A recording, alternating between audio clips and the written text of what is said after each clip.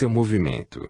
Eis que nosso eu não é uma entidade estática, mas um feixe de forças, cada uma com suas características próprias, bem definidas, feixe que avançando, retrocedendo, se desloca ao longo do caminho da evolução. É o estudo dessa bagagem, é o modo inteligente de manobrá-lo, que haverá de formar o conteúdo de uma psicanálise mais profunda e uma psicosíntese do futuro, como de uma nova ética científica positiva. Assim, o homem poderá viver com consciência e conhecimento, e construir um melhor futuro para si mesmo. Como se vê, a ideia de uma vida única é simplesmente absurda. A vida é longa e tanto mais longa quanto foi a evolução. Não pode ser de outro modo. A criança nasce com a sua personalidade já feita e com ela reage e se adapta ao ambiente. Mas isso não é novo para ela.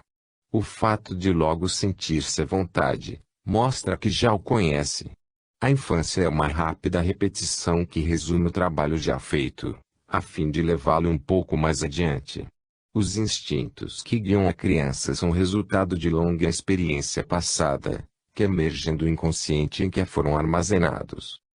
O indivíduo encontra-se então com o peso, sobre os ombros, de toda a bagagem por ele acumulada no passado. Este fato estabelece a órbita do seu destino, ligando a um certo tipo de trajetória. Mas esse indivíduo tem diante de si o futuro, vazio e intacto, dentro de cujo espaço, ele pode, com sua livre vontade, lançar novos impulsos que desejar.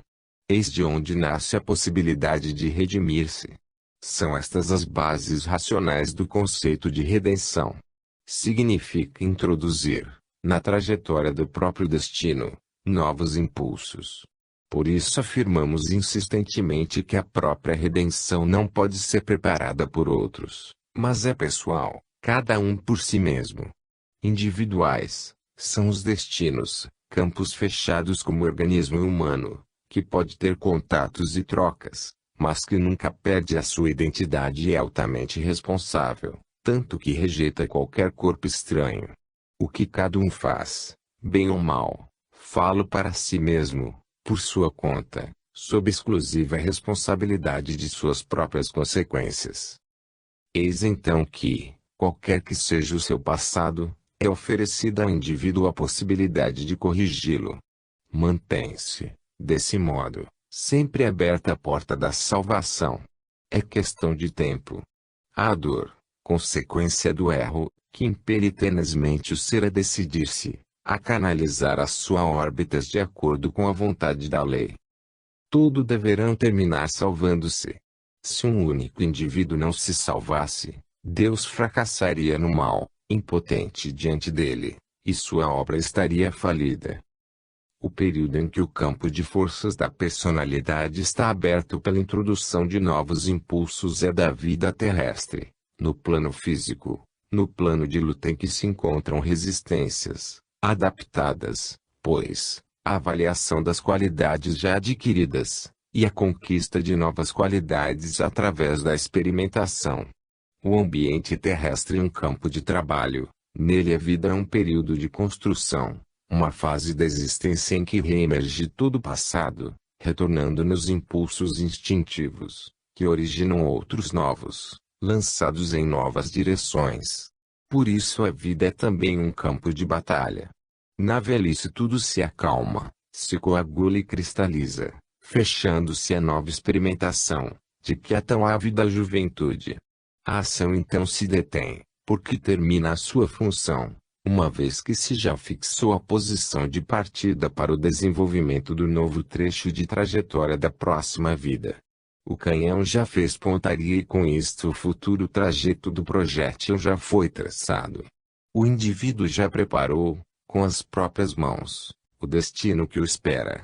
Este trabalho de preparação será completado e aperfeiçoado no período de reflexão, de interiorização, de assimilação das experiências vividas, que define o interregno depois da morte e antes do nascimento. Isto acontece na fase introvertida do desencarnado, oposta e complementar àquela extrovertida da vida. Eis, portanto, Quantas coisas trazemos e temos conosco quando nascemos? Assim estabelece a lei quando o ser ainda não se tornou consciente pela evolução. Isto funciona automaticamente. A diferença está apenas no fato de que este, em vez de dirigir-se com conhecimento, tendo nas mãos o timão do próprio destino, é arrastado pela corrente da vida. Quando não se conhece a técnica da correção das trajetórias erradas e não se decide a este trabalho espontaneamente, a lei recai, por meio da dor, manifestando-se desde o erro a necessidade de corrigi-lo. Quanto mais distanciados estivermos da lei e insensíveis aos seus reclamos, proporcionalmente aumentará a dor devido a este afastamento, até tornar-se um fato tão insuportável que deveremos decidir-nos a eliminá-lo a qualquer preço, reentrando na ordem. Uma tal potência corretiva automática deve-se ao fato de que o afastamento da trajetória individual daquela traçada pela lei produz no ser um estado de desordem, de desarmonia, de dissonância, que se faz perceber como dor. E isso ocorre em proporção ao afastamento, de modo que quanto maior for, maior será a dor. Adiante explicaremos melhor esses conceitos. Eis, pois, qual a técnica do automático e irresistível reclamo que impulsiona as órbitas desviadas a reentrar na justa órbita da lei. É assim que esta não teme o mal e sempre termina por vencê-lo, ainda que sob a forma de instrumento de salvação, servindo-se da dor, seguro instrumento usado para a correção das órbitas erradas.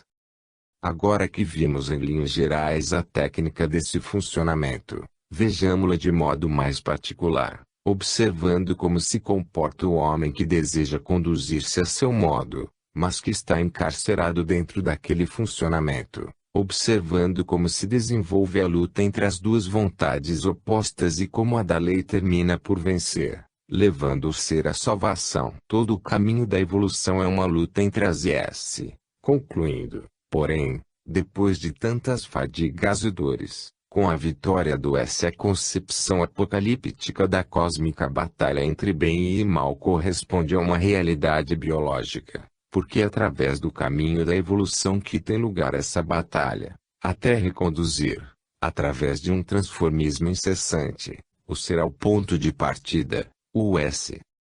A técnica dessa redenção, por meio da evolução, se realiza ao longo de um processo trifásico, que ao nível humano desempenha a função corretora das trajetórias mal orientadas, para levá-las aos trilhos da lei que seguem na direção do S. E este processo se realiza através de uma típica forma que poderemos chamar o ciclo da redenção. Isso abraça 3 tipos de experiências, cada uma das quais pode estender-se a uma ou mais vidas. O fenômeno é dividido em 3 momentos ou períodos. Observá-lo-emos, pois, em seu desenvolvimento, nas 3 situações distintas. Se observarmos o fenômeno em seu aspecto evolutivo, como processo construtivo do indivíduo, poderemos definir assim as 3 fases. 1. Ignorância. 2. Experimentação. 3. Conhecimento. Se olharmos o fenômeno no seu aspecto corretivo e salvador, isto é, de correção na direção do S daquelas trajetórias erradamente lançadas para o AS, poderemos ver aquelas 3 fases de outra forma. 1. Fase inicial do erro, lançamento da trajetória errada. 2. Fase curativa da dor, sua correção. 3. Fase resolutiva da cura, trajetória justa. Em ambos os aspectos o processo termina sempre com a chegada ao conhecimento, como a cura, ou salvação, ou redenção, isto é, a um estado em que essas metas são conseguidas. Primeira fase. O ponto de partida do processo de experimentação é a ignorância e o erro. Por quê? Se o ponto de chegada do ciclo é o conhecimento, é lógico que no seu extremo oposto, o ponto de partida seja a ignorância. O ciclo se move em sentido evolutivo.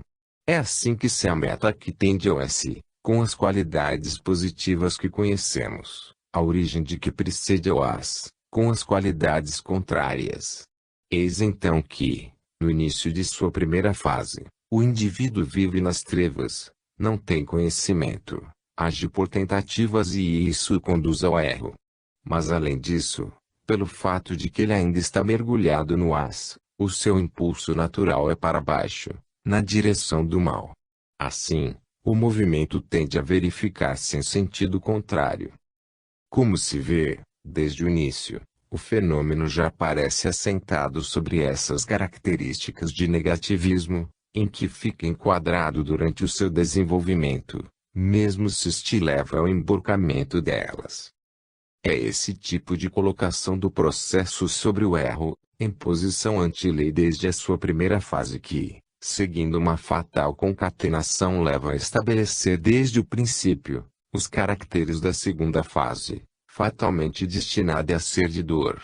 Porque um involuído, privado de consciência e conhecimento, não sabe autodirigir-se com inteligência, sabe apenas deixar-se arrastar pelos instintos que, neste caso, vem do início de sua evolução, isto é, do as.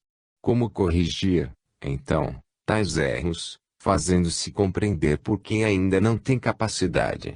Assim se justifica o aparecimento posterior da dor, necessária na segunda fase para desempenhar a função corretiva do erro. Dada a natureza do indivíduo, este se torna o único meio seguro para estabelecer um diálogo, e o modo pelo qual a lei possa mostrar o verdadeiro caminho a percorrer. Como se vê, tudo é consequência do ponto de partida do ciclo, do qual depende o lançamento e a direção de toda a trajetória do seu desenvolvimento. Parte-se, em suma, de um estado de involução, isto é, de um edifício destruído. O conteúdo do fenômeno só pode ser, portanto, um trabalho de reconstrução por meio da evolução. O ser só pode encontrar sobre o seu caminho a necessidade de esforço indispensável para realizá-lo. A causa primeira de tudo está na natureza humana egoísta e separatista, que é levada à procura somente da vantagem própria do gozo nessa procura, e que não se detém a não ser quando obrigado pelo aparecimento do próprio dano e dor. Como frear então, ou parar no caminho da descida para o antissistema para o qual tende, se não por meio dos seus sofrimentos? É assim que a cada erro a lei reage com uma dor proporcional, que cumpre a sua função corretiva, atingindo o fim principal que é o de ensinar e, pois, eliminar o erro, com a conservação de resultados tão ruins que faz cessar a vontade de repeti-lo. Aprende-se sofrendo o que não se é capaz de aprender raciocinando. Quando o aluno não possui ainda a inteligência de compreender a sua formação vai se fazendo justamente à custa de luta e sofrimento, já que a lei não pode usar outro método na escola. E ensinar-lhes é necessário a fim de que, aprendendo essa lição, se salvem. É assim a primeira fase, a da ignorância e do erro, é lógica e fatal a premissa da segunda, a da experimentação da dor. Se o homem possuísse o conhecimento das consequências da sua conduta errada, não incorreria nelas e não teria que seguir este longo curso de 3 fases. Ele não sabe, mas deve aprender às suas custas que, num universo regido por uma lei feita de ordem, uma violação desta ordem, pela própria natureza da infração, inevitavelmente, deve doer em quem a pratica.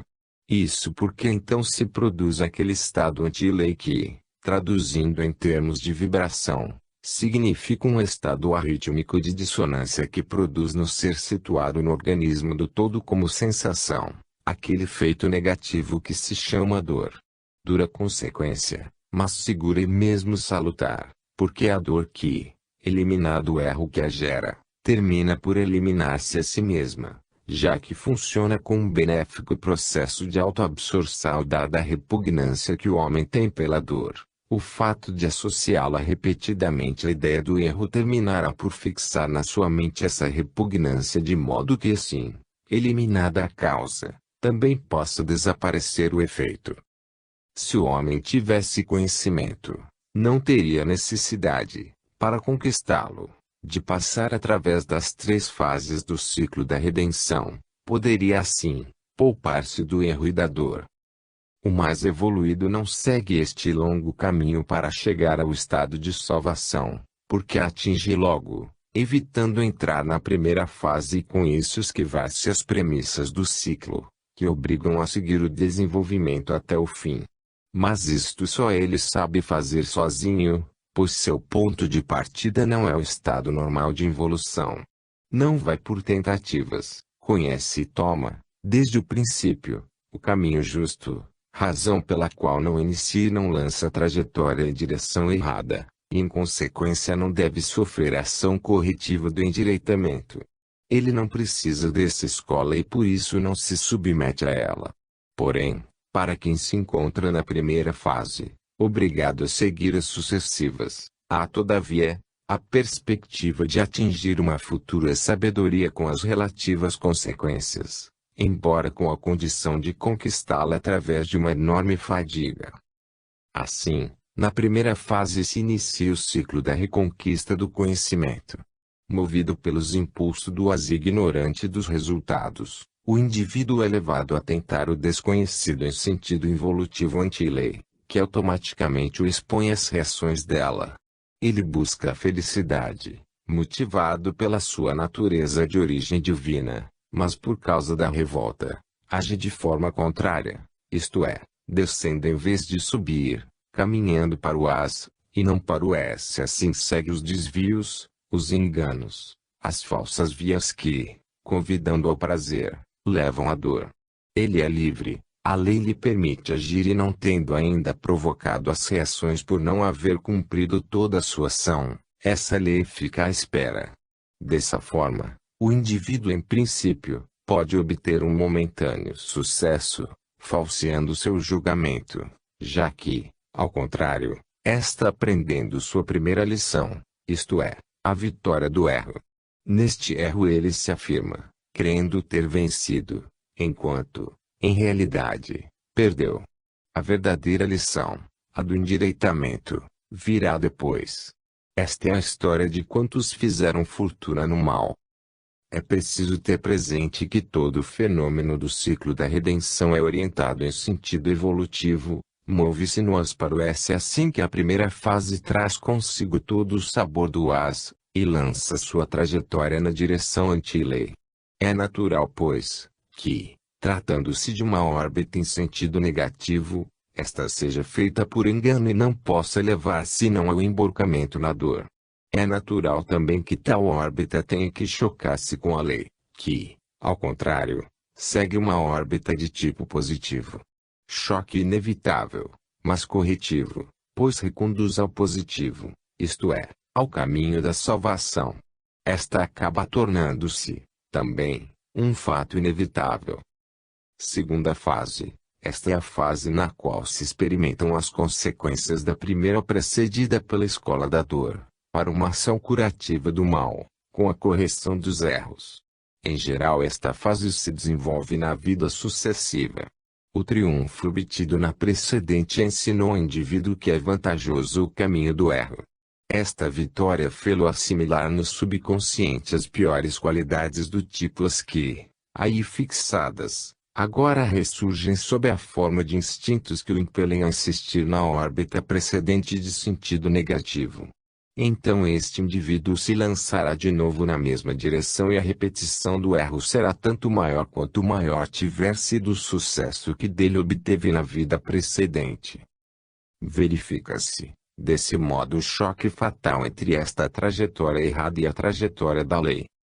O choque será tanto mais forte quanto mais potente é a força negativa do indivíduo, isto é, quanto maior o sucesso com ela obtido e com isso a potência atingida. Quanto mais forte for o choque, tanto maior será a dor do indivíduo que naquele choque se esfacela no momento em que a sua órbita se bate contra a da irremovível lei. É natural que esta vença todas as órbitas menores que lhe são contrárias, porque ela é a maior do universo, é a órbita da lei de Deus. As órbitas lançadas no mesmo sentido acompanham e não se chocam. Isso somente acontece com aquela que é contra a corrente da lei. Podemos agora compreender por que o choque advém. No universo temos a grande órbita da lei segundo a qual se move, em sentido evolutivo, O transformismo de todos os fenômenos, que, partindo do S tende à recuperação da ordem perdida, indo em direção ao S. Com a revolta e a queda, foi implantado o método separatista, tipo AS, do lançamento de trajetórias negativas, anti-lei. Indivíduos rebeldes, afeitos ao mal, continuam a lançá-las. Mas, como acenamos acima, essas órbitas navegam em direção oposta àquela órbita positiva da lei, em vez de seguir fielmente a sua direção, vão-lhe contra. É inevitável então que se choquem e que, sendo a trajetória da lei a mais forte, seja a do indivíduo rebelde que se quebre e assuma as consequências em forma de dor. Podemos assim compreender agora mais exatamente que não é a lei que reage, é o indivíduo que, lançando-se em direção oposta, vai contra ela. Então é ele mesmo a causa do choque. Não é a lei que inflige a dor, mas o indivíduo que a inflige a si mesmo, indo bater a cabeça contra o muro imóvel da inviolável resistência da lei. É preciso compreender que tudo que é anti-lei é anti-Deus e, pois, anti-vida. Isto significa assumir uma posição de morte, implicando numa automática liquidação de quem se põe do lado negativo do mal. Nesta segunda fase tudo tem o caráter de fatalidade, uma vez que é consequência do que foi livremente preparado na primeira fase. Daí advém a importância de nosso comportamento neste primeiro período, porque é nele que se faz o lançamento da trajetória, que, depois automaticamente continua na mesma direção até a exaustão do impulso recebido. Disso depende o desenvolvimento de todo o ciclo desde o início definido e irrevogável.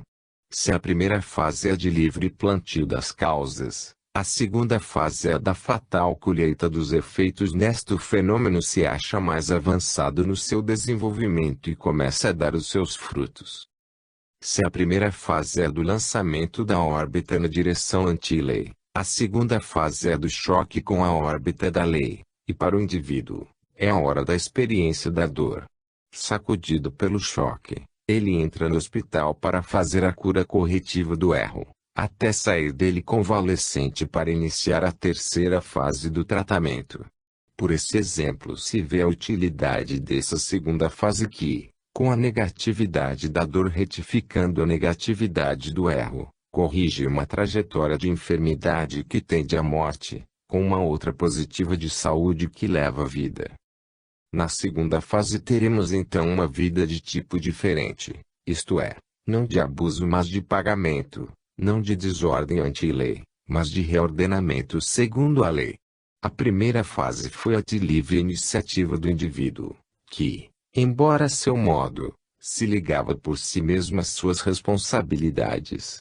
A segunda fase é a determinista na qual é a lei que comanda, curando o mal e reconstruindo a ordem onde foi violada.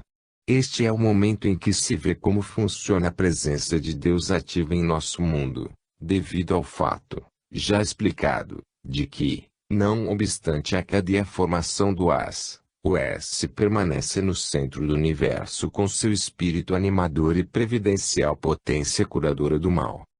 Como se vê, estes fenômenos individuais de desenvolvimento de destino têm raízes profundas que estão em Deus e só assim eles se podem justificar com uma duradoura motivação que lhes explica a forma e a evolução.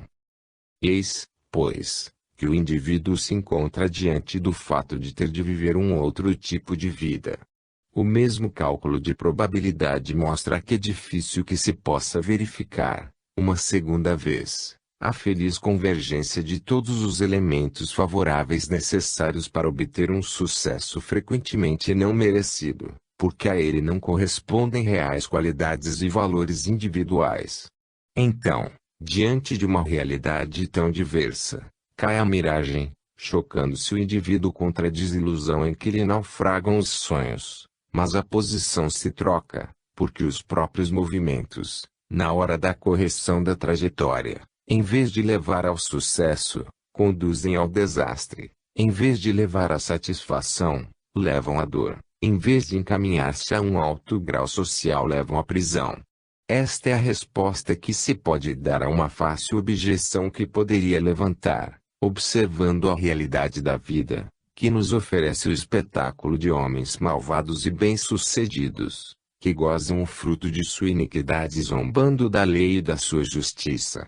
Aqui podemos responder que tal contradição nasce por limitar-se a observação do fato ao exame de um único aspecto do fenômeno sem ver as outras fases.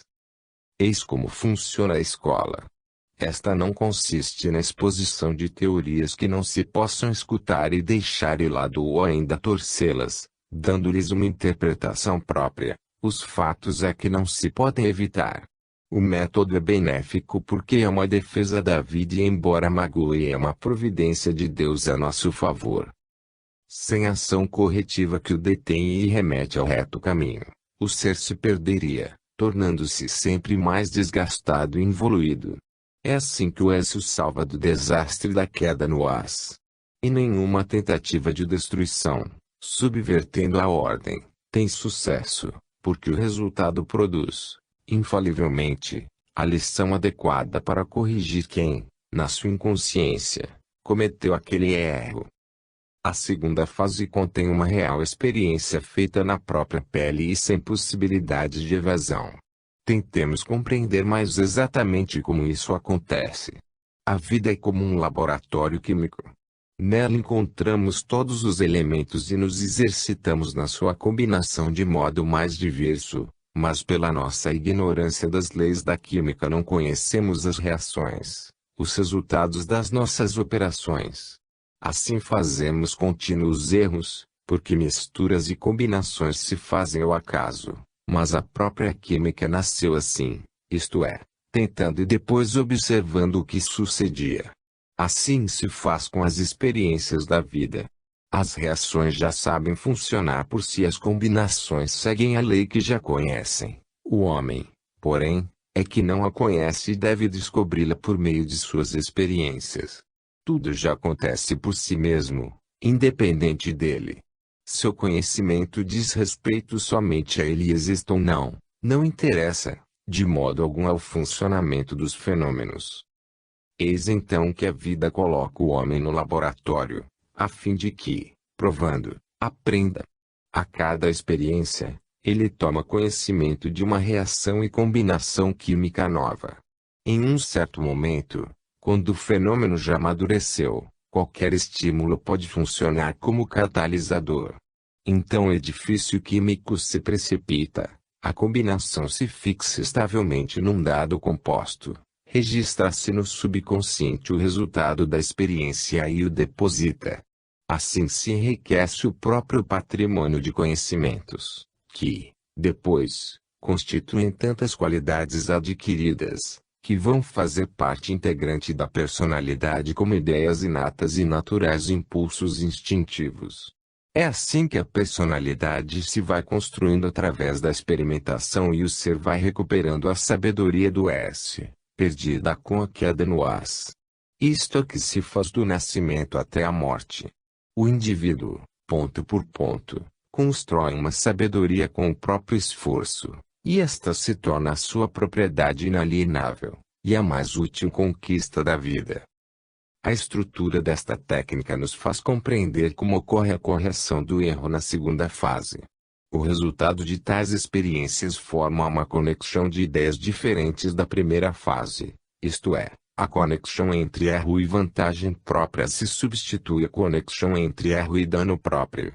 Desce uma nova ideia corretiva da precedente, registra-se e elogia-se no subconsciente para ressurgir depois, como foi dito, assimiladas sob a forma de instinto, como qualidade adquirida pela personalidade, para dirigir, de outro modo, uma outra vida. O fenômeno é conduzido por esta via, também pelo fato de que se o indivíduo na vida precedente foi um vencido, ele acreditou, no entanto, ter sido um vencedor, porque, momentaneamente, os fatos lhe davam razão. Ora essa ilusão com que o atrai o empurra a repetir o erro, continuando na direção involutiva com os próprios métodos.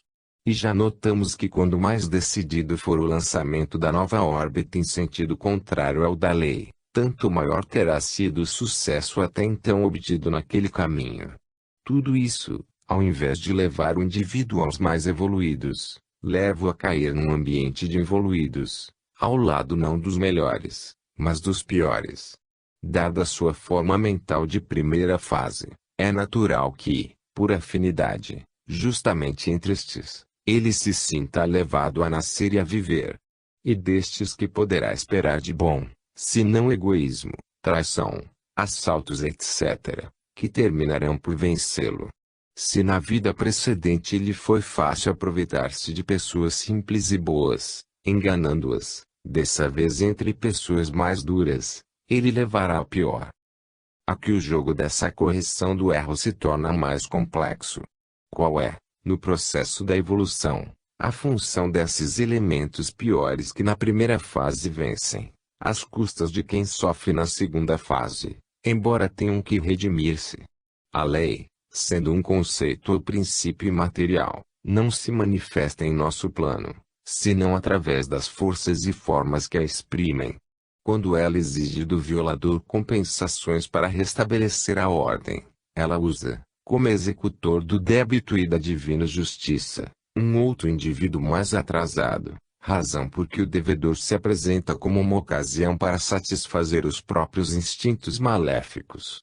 Para quem a suporta, esta oportunidade é uma prova, e para quem a usa para danificar o outro, é uma tentação e um erro em que este caiu. Assim, quem se encontra na primeira fase do ciclo, que é a dos abusos, é utilizado para dar uma lição corretiva a quem se encontra na segunda fase, que é a do pagamento. O mesmo ato cumpre, em duas direções, funções diversas nas mãos de quem o faz.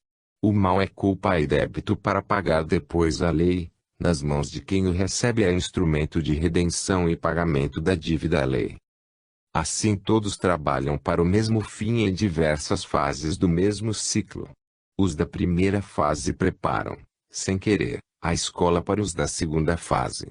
Mas deverão receber, por sua vez, a mesma escola, quando atingirem a segunda fase, por parte dos novos que na primeira fase iniciam o ciclo. Aparentemente os dois tipos são inimigos, porque um inflige dano e outro recebe, mas na realidade eles fraternalmente colaboram para o bem comum, porque os da primeira fase experimentam através do erro, enquanto os da segunda seguem um curso da redenção. É assim que, na sabedoria da lei, mesmo o mal termina por desempenhar uma função de bem. Assim quem acredita que trabalha em sentido negativo para o as, na verdade trabalha em sentido positivo, para o S. Isso se deve ao fato, já muitas vezes notado, de que a positividade do S permaneceu imanente no centro da negatividade do as, com função de transformá-la, com evolução, na positividade do S. Assim o mal se torna uma escola de dor, que redime do mal e da dor. Pelo fato de tratar-se de um jogo de emburcamento e endireitamento, assistimos àquilo que os maus podem ver como zombaria. Estes, de fato, pensam que, fazendo mal aos outros, podem ter vantagem própria. Na verdade fazem-lhe bem, devendo depois pagar o mal que praticam. Assim os inimigos vivem abraçados, ajudando-se mutuamente no trabalho da evolução. O resultado de todo este trabalho não é negativo e destrutivo, como quereriam os cidadãos do as, mas positivo e construtivo, como deseja a lei. Assim, ficando livres para fazer o mal, fazem o bem. Pode-se então compreender, para além da aparência, uma realidade diversa, aquela mesma expressa no Evangelho, no Sermão da Montanha, segundo o qual os vencedores, na perspectiva do mundo, se tornam vencidos e os vencidos, vencedores. Assim, de um inimigo que nos faz sofrer se pode fazer um amigo que nos faz subir. Este nos obriga a evoluir e no evoluir está a salvação. Coitado, pior para ele, porque através dele se pode subir a uma posição melhor, enquanto ele fica atrasado, numa posição pior. Através dele eu paguei, enquanto ele se endividou e deve pagar. É por essa razão que o Sermão da Montanha pode dizer: abençoados os que choram, porque serão consolados. Abençoados os que sofrem, alegrai-vos e exultai, porque grande é a vossa recompensa. Assim se percorre a segunda fase do ciclo e se conquista o conhecimento. Tudo isso não poderá resumir-se a um fato único e imediato, mas a uma reconstrução executada em cada detalhe, por graus, ponto por ponto, em todo o campo, seja do sentimento, seja do intelecto, sob todos os aspectos da vida. O ciclo da redenção, portanto, não se realiza numa única zona do indivíduo, mas é um fenômeno que se repete a cada passo, em cada setor, em tantos casos quantos são os elementos do conhecimento para construir em todos os seus detalhes. Ainda que varie o conteúdo específico da experimentação, fica sempre a técnica trifásica do ciclo com que se realiza a evolução, e permanece na segunda fase a sua característica, a da falência dos métodos da primeira. Permanece a desilusão, pelo fato de se conseguirem resultados opostos aos precedentes, se termina por viver na corrente oposta à da primeira fase, isto é, a anti-lei. Na segunda fase deve-se obedecer disciplinadamente na ordem do esse, em vez de continuar a comandar livre no caos do as, como se desejaria.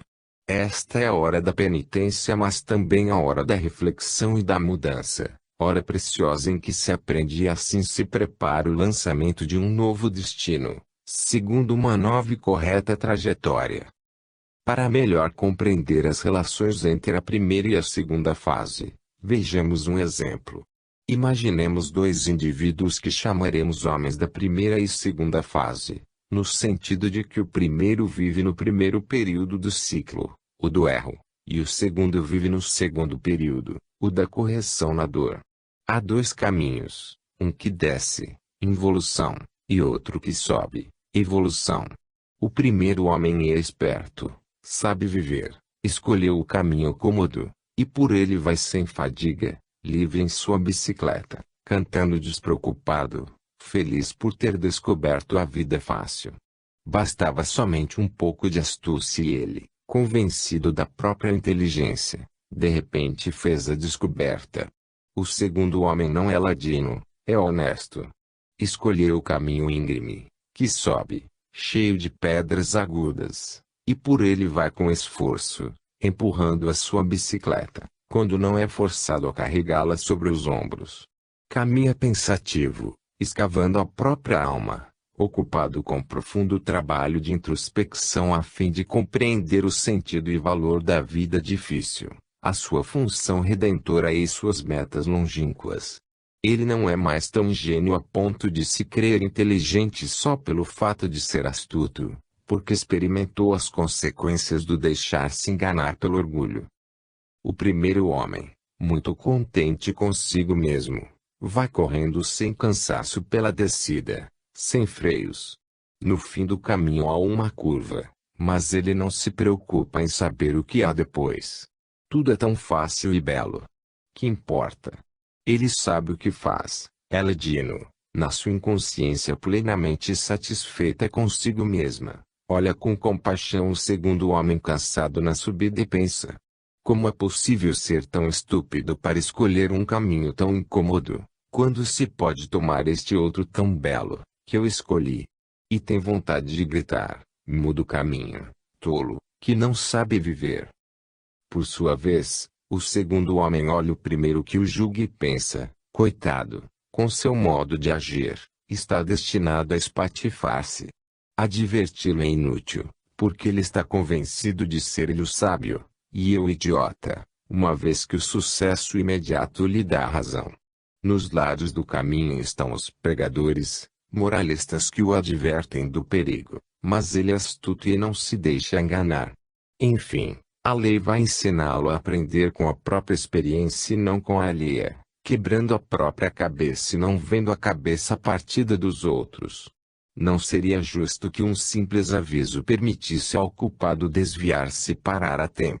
Ao contrário, uma trajetória, uma vez lançada, deve ser percorrida até o fim.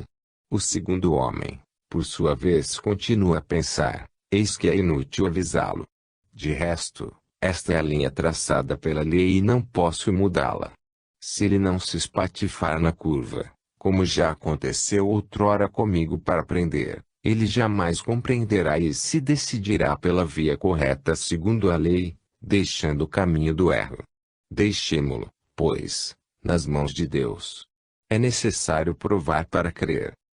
A conclusão é que, dada a própria natureza do homem, a sua via natural é traçada pelas três fases do ciclo da redenção, razão pela qual não se pode retornar à felicidade do êxito senão pela via dura do erro e do pagamento com a própria dor.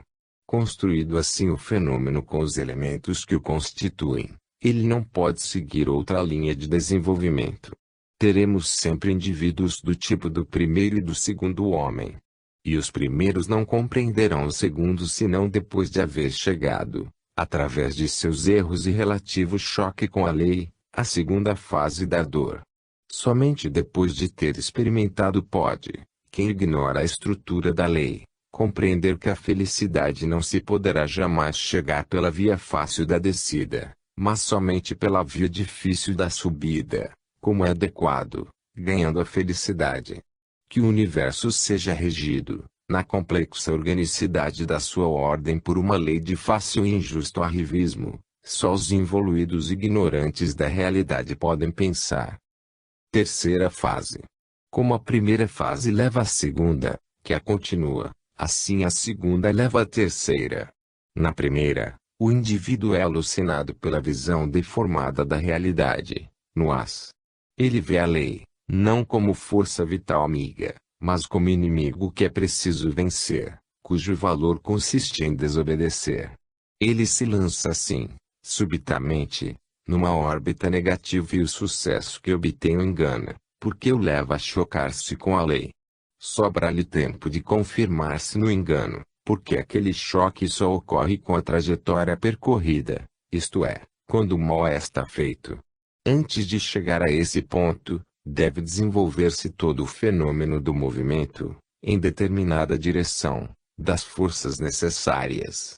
Assim o pecador pode livremente cometer todas as culpas que quiser e concluir sua vida com a convicção de estar com a verdade. E de resto, até certo ponto, os fatos não lhe deram razão. Mas assim ele iniciará a nova vida lançado a toda velocidade, na segunda fase, a da penitência. Dados estes precedentes, o choque é fatal. Desta vez a experimentação não encontra o caminho livre para desenvolver-se a seu modo, mas em condições opostas, se encontra bloqueado pelas resistências da lei, contra a qual se vai bater, obrigado a corrigir-se. O dano do choque recai completamente sobre o indivíduo que o provocou. A correção da trajetória é uma consequência do fato que congregou resultados opostos aos previstos. A primeira fase era positiva para o indivíduo, mas negativa diante da lei. A segunda fase é negativa para o indivíduo, mas positiva diante da lei. Podemos agora compreender a estrutura destes fenômenos, enquanto os volumes precedentes nos permitem orientá-los em relação ao funcionamento universal. A presença do S no centro do AS faz com que a desordem deva ser reabsorvida pela ordem, a negatividade pela positividade. Compreende-se que esta fatalidade do choque significa uma fatalidade de correção e de salvação, com o triunfo final do S sobre o AS. Chegamos assim na terceira fase. O seu conteúdo não é mais um trabalho de correção de trajetórias e de correção do erro em condições de choque, mas é de confirmação da posição correta, conseguida no final da segunda fase. Não basta receber uma lição, é preciso também absorvê-la. Não basta obter resultados, é preciso também assimilá-los e fixá-los na própria personalidade, transformando-os nas suas qualidades adquiridas. Na terceira fase, cumpre-se o processo da trajetória correta para experimentar-lhe as vantagens e assim confirmar-se na sua verdade. Para ensinar que este é o melhor caminho, é preciso que os sofrimentos passados se acrescentem os bons resultados atuais. Assim, a função da terceira fase é de confirmar definitivamente um dado campo de experiências, a posição de erro corrigido e de lição aprendida. Trata-se de construir-se conquistando o conhecimento. A dura lição da segunda fase dissuadirá o indivíduo de repetir os erros da primeira, e a lição da terceira lhe fará ver as vantagens do viver segundo a lei. Assim, agora, ele poderá ter uma vida de paz e alegria, na qual fará a experiência da ordem e de suas vantagens, vivendo segundo a lei, e não na anti-lei. Como na primeira fase se formou a conexão de ideias entre erro-abuso e alegria, e na segunda a conexão entre erro-abuso e dor, assim na terceira fase se forma a conexão entre ordem, dever e alegria. Com isto o ciclo se fecha em forma de tipo mais inclinado ao S, em oposição àquela inicial de tipo inclinado ao As. Assim, gradualmente se progride no caminho da evolução nas suas zonas mais altas, a moral e espiritual. Passa-se, deste modo, da ignorância ao conhecimento, do engano à verdade, da falsa alegria à verdadeira, da desordem do as à ordem do esse, percorrendo todo o ciclo nos seus três momentos: erro, expiação, redenção. Isto em correspondência ao ciclo universal da evolução e da salvação nos seus três momentos: as, dor, esse.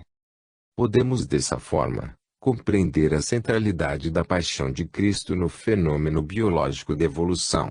Eis que encontramos, mesmo no caso particular da reconstrução de cada qualidade da personalidade, mesmo nos seus menores setores, reproduzindo o modelo do grande ciclo da queda e reconstrução do nosso universo, dado pelas três fases: primeiro, queda involutiva; segundo, posição negativa do sistema derrotado, caído, e, com evolução, laboriosa reconstrução dele na luta e na dor; terceiro, com evolução salvadora, retorno ao S. Se o indivíduo tiver percorrido todo o ciclo, então terá assimilado a lição e consolidado a experiência, por ter vivido seu lado positivo. Partindo da nova posição conseguida, ele poderá iniciar um outro ciclo do mesmo tipo, mas num outro setor mais avançado, ainda não explorado, e assim por diante, reconstruindo-se e avançando no conhecimento sempre em direção ao S, quando serão eliminados todos os erros, arrancados um a um por meio da dor, consequência deles. Na vida encontramos indivíduos que estão situados na primeira fase, outros na segunda, outros na terceira. Explicam-se desse modo suas diferentes condições. Para facilitar a compreensão, expusemos aqui o fenômeno de forma esquemática, dividindo o ciclo em três fases, vividas em três vidas. Mas pode acontecer que uma fase se prolongue e sobreviva também na nova existência. Pode haver destinos mistos, de passagem, em que encontramos as características das duas fases sucessivas. O indivíduo pode então ficar em poder de dois destinos diversos, o que morre e o que nasce. Pode até acontecer que uma fase domine várias vidas. É difícil encontrar uma só das três posições em estado puro, sem hora exclusiva do campo. É frequente a necessidade de repetir a segunda fase corretiva, por ter persistido no erro, sem querer entender. A série desses ciclos de recuperação é tão longa quanto o caminho da evolução, e tão vasta quanto todas as qualidades do indivíduo. Mas o esquema do ciclo com a sua técnica permanece e se repete em cada caso. Este ciclo, porém, sempre com o mesmo esquema erro-dor-redenção, repetir-se-á mas num nível biológico sempre mais alto. Assim, as experiências e as conquistas serão do tipo sempre mais avançado e poderão estender-se, mesmo fora do campo moral do reto comportamento, no do conhecimento com aquisição de outras qualidades constitutivas da personalidade. Insistimos naquele tipo de experimentação porque ele é fundamental para a formação do indivíduo. Dada a multiplicidade das pessoas e de suas diversas posições, encontramos na Terra um emaranhamento de destinos que, no entanto, não se misturam, porém se tocam, se influenciam, se entrelaçam e podem combinar-se entre si. Quem se encontra na primeira fase, a do erro, pode funcionar como carrasco, utilizando aquele que se encontra na segunda fase do pagamento com a própria dor, fazendo funcionar como sua vítima. Ele a isso é levado não só pelos instintos básicos, mas também pelo fato de que os mais evoluídos agarram as costas de quem tenta sair do as, a fim de impedir que isso aconteça, porque não querem tais fugas em campo inimigo que, na verdade, gostaria de vê-lo destruído. É por isso que os melhores, que buscam superar-se, são assaltados e caem presas dos piores, que os consideram seus inimigos, porque nesses sentem inconscientemente a potência superior do sistema que os vence. Este é o poder da justiça, da bondade, da ordem, das qualidades do sistema, dos seus métodos, enfim, que levam os que estão na segunda fase corretiva a aprender e praticar. Deste modo, involuído e evoluído se atraem reciprocamente. Cada um dos dois tem necessidade do outro para cumprir sua experiência. O carrasco, para realizar o mal que depois pagara, tem necessidade de uma vítima para executá-lo, e a vítima, para pagar o delito pelo mal que fez, tem necessidade de um carrasco que me faça pagar. Procede-se a troca de serviços opostos, uma vez que são realizados em duas posições opostas, para fazer duas experiências, também, opostas. Assim, encontramos tanto aquele que, oprimindo, goza às expensas do outro, mas com isso preparando-se para pagar com o sofrimento, e aquele que oprimido, sofre, mas preparando para ganhar o melhoramento ao qual o conduz a evolução. Com injustiças opostas e compensadas se forma uma justiça. Na realidade, a verdade que poucos veem, é que no primeiro caso, o carrasco, que experimenta na primeira fase, prepara para si mesmo uma vida de expiação corretiva numa segunda fase, em que ele pagará, tornando-se vítima.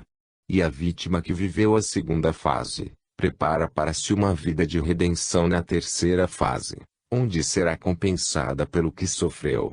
Todos, sem o saber ou o querer, trabalham juntos, ajudando-se mutuamente. Também nesse campo se aplica a lei das unidades coletivas, que tende a engrenar vários elementos para formar um organismo.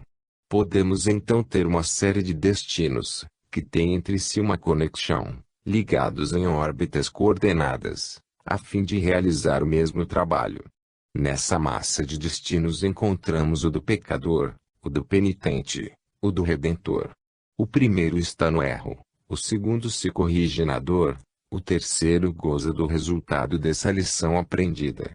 Há vidas cinzentas, em que pouco se faz ou nada. Há as que são tempestuosas e destrutivas. Há as iluminadas pela redenção. Há tantos destinos quanto pessoas. Ao longo dessa grande corrente, o ser pode tomar as mais variadas posições. Pode haver quem escolha da inércia, retirando-se desse modo de toda a atividade, evitando o erro e com isso a possibilidade de entrar no ciclo da redenção.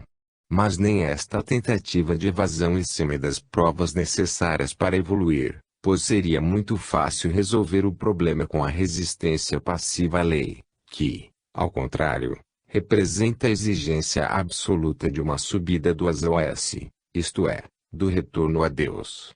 Há, em nosso universo, uma inadiável necessidade de evolução e quem se lhe opõe é um rebelde, não por violação mas por não cumprimento da lei, e fica, assim, sujeito às consequências, que acompanham toda a transgressão dela.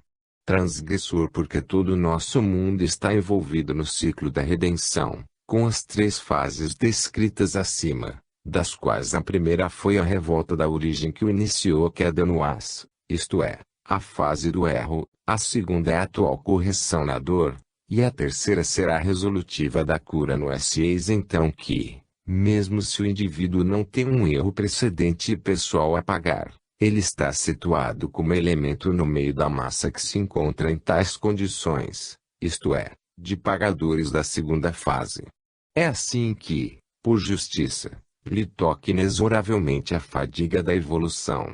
A vida é um processo de experimentação, que, através da técnica edificante das provações, tende a reconduzir o ser à consciência e conhecimento da lei. Mesmo se o indivíduo queira assumir uma posição neutra de não culpa, Ele se encontra sempre perseguido pelo aguilhão da lei, que o leva adiante do caminho da evolução. Explicamos estes conceitos com uma imagem. A evolução é uma pista onde avança o tráfego de automóveis num dado sentido. O seu percurso é o caminho da vida. O regulamento da estrada, isto é, a lei, estabelece uma velocidade média para todos, velocidades estabelecidas no tempo do ritmo do transformismo fenomênico. O ser, na sua evolução, permanece fechado, não só dentro dos trilhos estabelecidos pelo determinado tipo de forma, mas também dentro de determinado tipo de ciclo de maturação evolutiva próprio dessa forma. Deve-se nascer, crescer, envelhecer, morrer, segundo um certo modelo orgânico, e isso a uma velocidade determinada. Quem corre muito sobre a pista vai bater no veículo que está na sua frente. Este é o caso do gênio incompreendido que, antecipando os tempos, na multidão dos medíocres tenta ultrapassar. Então, para adequar-se à média, ele é obrigado a diminuir a marcha. Quem vai muito devagar na pista é atingido pelo carro que está atrás. É o caso do ignorante inerte que tenta parar o tráfego. Então ele é obrigado a acelerar. E há ainda o caso do inconsciente que acaba fora da estrada e vai bater por conta própria. Eis em cada caso um erro a pagar. Nesse capítulo examinamos este caso, mais comum e evidente, do indivíduo que sai da estrada, destrói o seu carro, recolhe os pedaços e reajusta-os depois, paga os danos e se repõe no caminho da evolução. Mas aqui, finalmente, observamos o caso também típico do tranquilo fugitivo da lei, que quereria deter-se no meio da estrada e comodamente sentar-se para descansar. Naturalmente atropelado. Esta é a provação que aguarda um tal tipo de homem, se não decide-se a mover-se, ao passo que a provação do que é muito ardente na evolução é a de permanecer entre indivíduos inferiores que lhe sufocam os movimentos. Pode acontecer, neste caso, que ele se encontre na dolorosa posição, merecida por algum erro cometido, de retrocesso involutivo. Estas observações nos fazem compreender que também a inércia, diante da lei, um erro a pagar. Nada a fazer pode constituir a primeira fase do ciclo da redenção e a necessidade de percorrê-lo, mesmo para aqueles que acreditam no fato de que com a imobilidade, não cometem culpas. Podemos assim compreender como indivíduos que nada fazem, nem para o bem, nem para o mal, são submetidos a duras provas, que desempenham a função estimuladora da atividade. Ora, isso acontece justamente porque seu grande pecado é não fazer nada, o que exige pagamento como qualquer outro erro. Este consiste em recusar-se à fadiga da subida, isto é, o esforço necessário para subir a escada que reconduz a Deus. Mas a lei permite o repouso em função do trabalho, para poder ser continuado, e não a inércia como fim em si mesma. As virtudes negativas, por si sós, são contra a lei. Desse modo, quem parece inocente por não ter errado, aparentemente, é obrigado à fadiga de experimentar a correção como um pecador.